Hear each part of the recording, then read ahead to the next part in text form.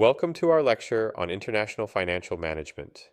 Today, we will be talking about direct and indirect central bank interventions.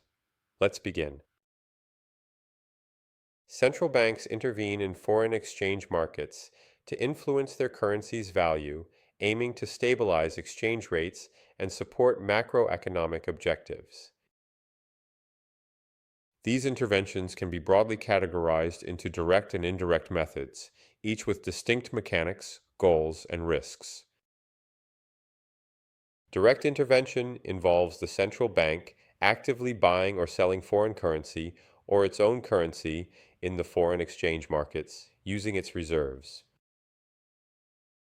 To strengthen its currency, the central bank sells foreign currency and buys its domestic currency, increasing demand. Conversely, selling its own currency weakens it.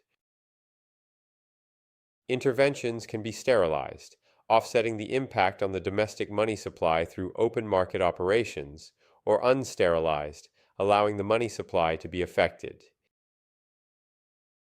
Indirect intervention influences the exchange rate without direct transactions in FX markets, utilizing other policy tools.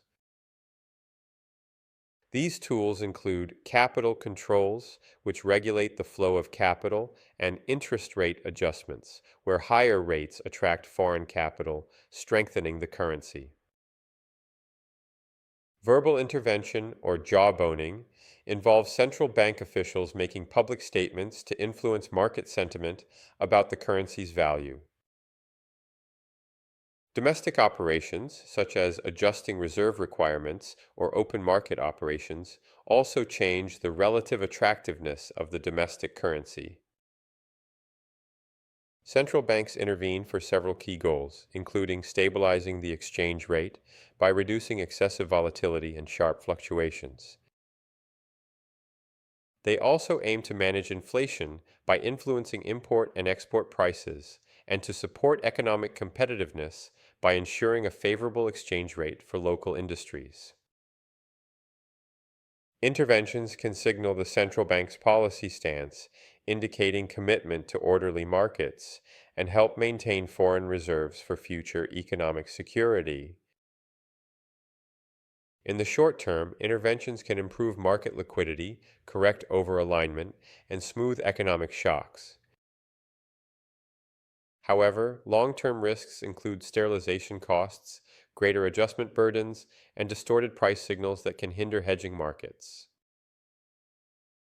Historically, the Plaza Accord in 1985 saw coordinated intervention by major economies to depreciate the US dollar.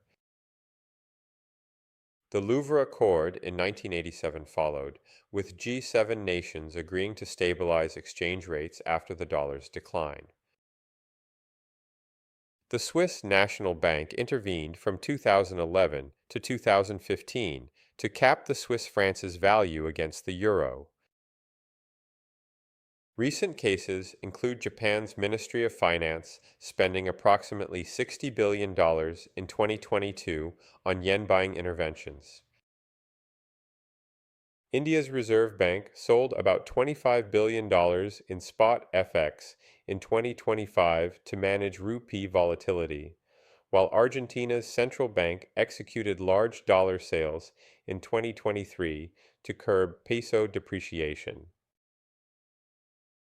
The Hong Kong Monetary Authority spent 48.4 billion Hong Kong dollars in 2025 to support the HKD, and Turkey's central bank sold approximately $16 billion in FX support in 2022 after the lira plunged. Interventions can curb extreme currency movements, reduce market disorder, and smooth transitions in exchange rates. They also offer a valuable tool when conventional monetary policy alone may be insufficient in open economies. However, interventions require sufficient reserves, can be costly, and may lead to markets anticipating and front-running future actions.